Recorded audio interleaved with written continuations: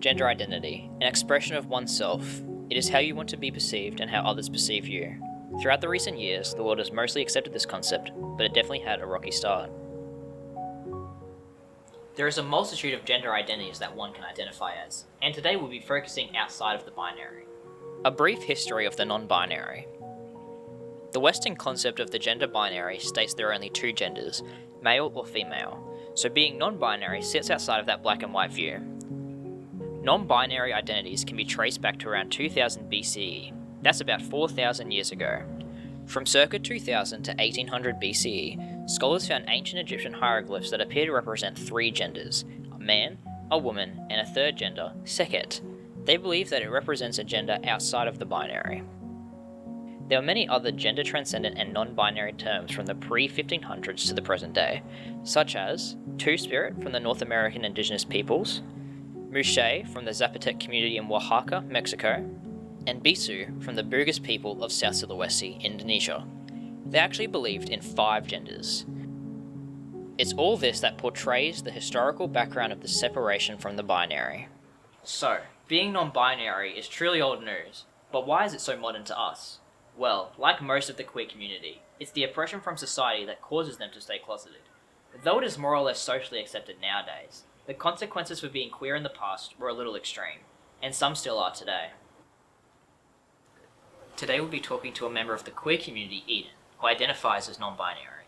We'll be talking to them about their gender identity and their experience coming out.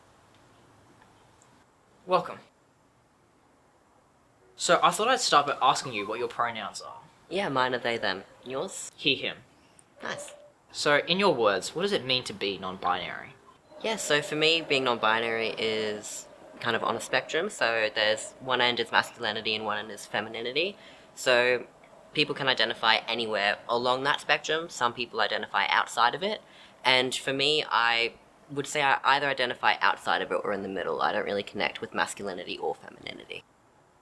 I see. And when did you first discover that you were non-binary?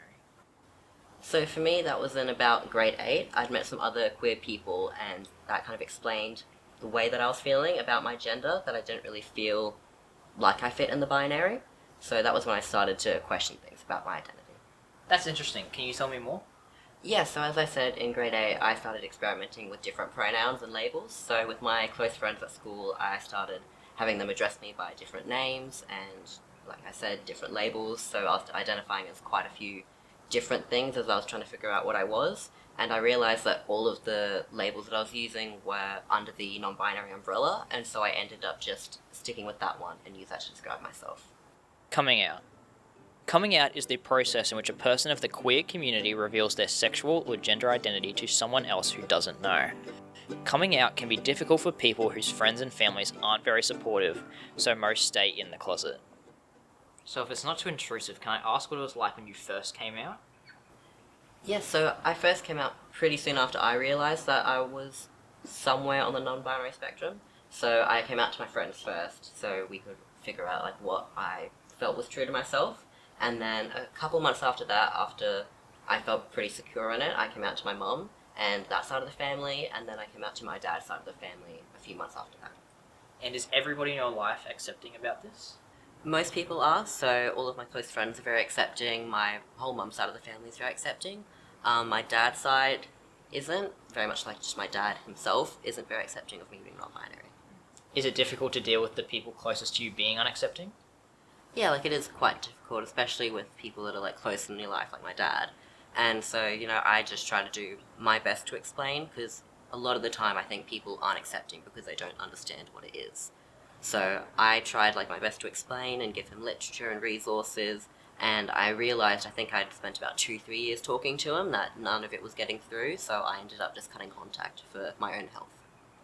Well, thank you, Ian, for coming. It's been a pleasure having you. me. Well, good. Have a good one.